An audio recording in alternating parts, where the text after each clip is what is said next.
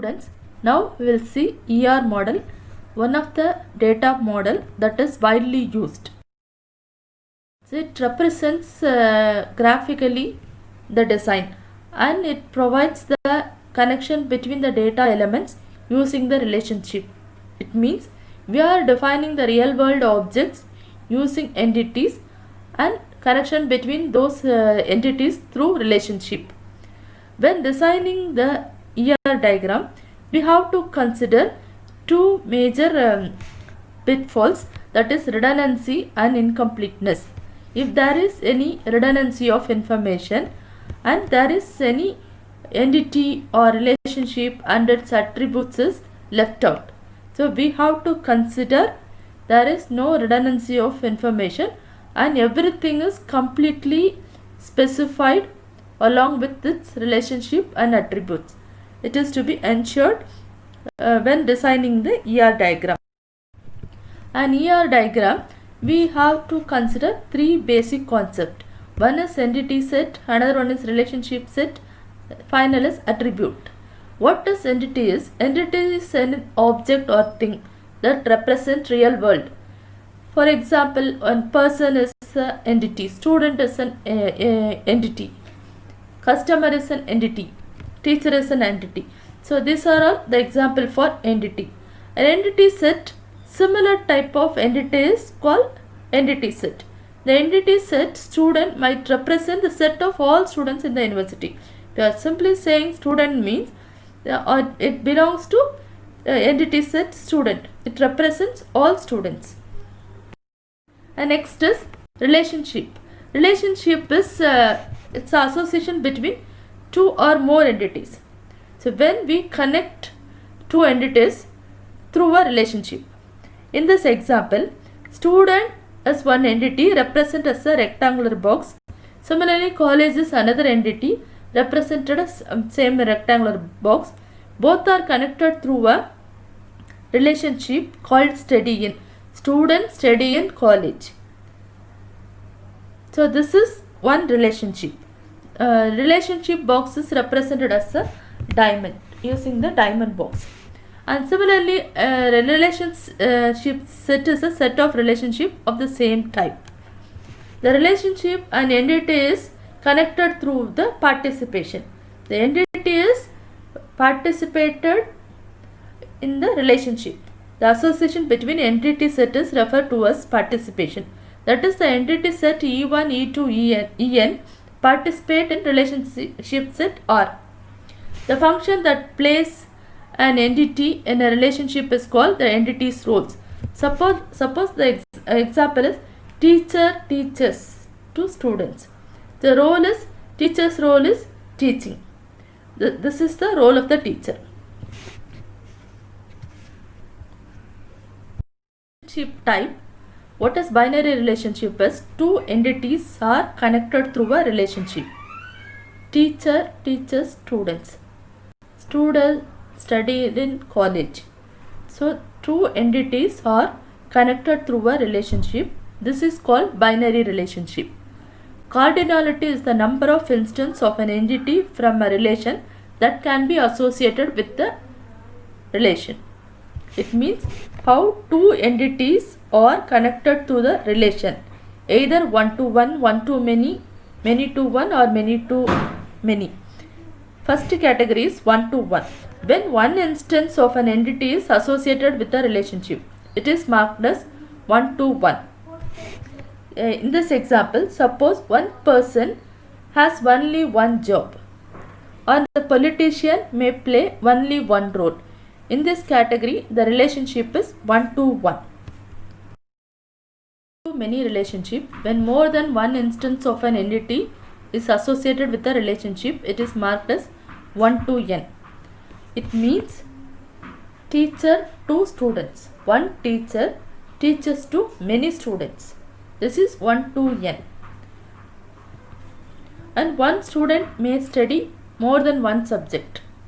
This is also student to subject or teacher to student. This is 1 to n. In many to one relation, when more than one instance of an entity is associated with the relationship, it is marked as n to 1. It means customers to company. Company can have more than one customer. So customer to company is N to 1. Many to many, more than one instance of an entity on the left and more than one instance of an entity on the right can be associated with a relationship. It is M to N. Here, student to subject. Student can study more subject. Similarly, one subject is studied by more students. So student and subject is M to N.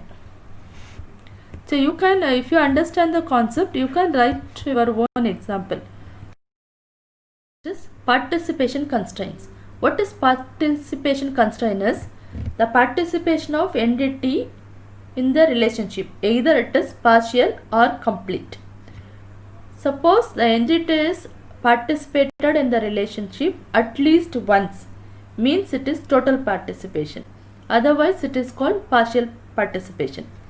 The participation of an entity set E in a relationship set R is said to be total if every entity in E participates in at least one relationship in R.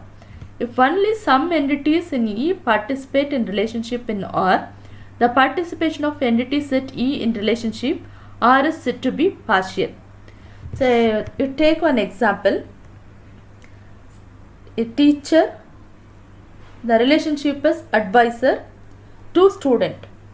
Teacher, one entity, another side student is another entity. The relationship is advisor. So definitely all students need one advisor. It means students' relationship with the advisor is complete, total. At least one advisor is associated with each student. So the relationship of student with the participation advisor is total. But all the teacher need not be the advisor. Some teacher is not assigned as the advisor. So in this case, teacher relation that related with the advisor is partial. It need not be the teacher need not be advisor to all the students. So this is the example for total participation and partial participation. If total participation is represented by double line, the diagram, entity diagram, and partial participation is a single line. And final component of ER diagram is attribute. So each entity consists of some attributes.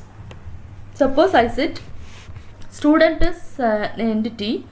It contains number of attributes: name, age, mark, address, phone number. These are all the attributes of student.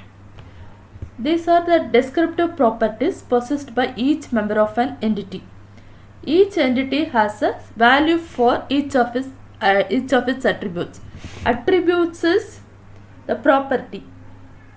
It is common for all the student.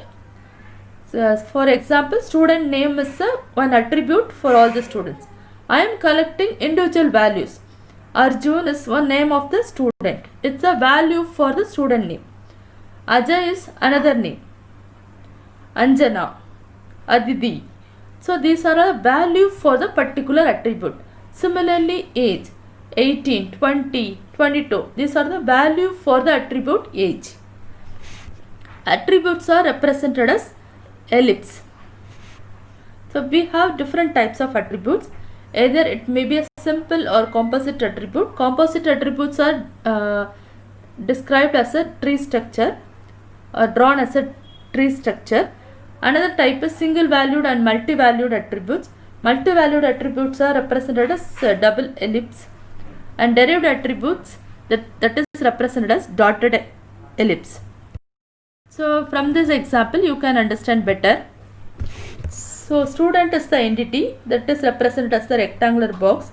All these are ellipse attributes. Single value means student, one attribute is name. It is single valued attribute. And roll number, it's also single valued, as well as you can call simple attribute. And phone number, It is represented as multi-valued and double ellipse. It means one student may have more than one phone number. That is what it is, multi-valued. And I have date of birth, and I can derive age from the date of birth. So age is the derived attribute from date of birth.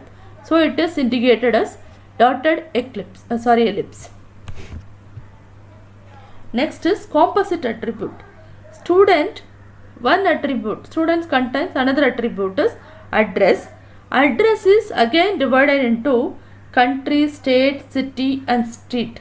So it is called composite attribute. So see, address is again like one tree structure. So now we have in this diagram simple attribute, multi-valued attribute, derived attribute and composite attribute. So now you are all understand what is entity, relationship and attribute in detail. So based on the knowledge you gain from the ER diagram, you have to design one complete ER diagram for student as well as employee, which consists of entities, weak entity, attributes of all types, and submit. Thank you.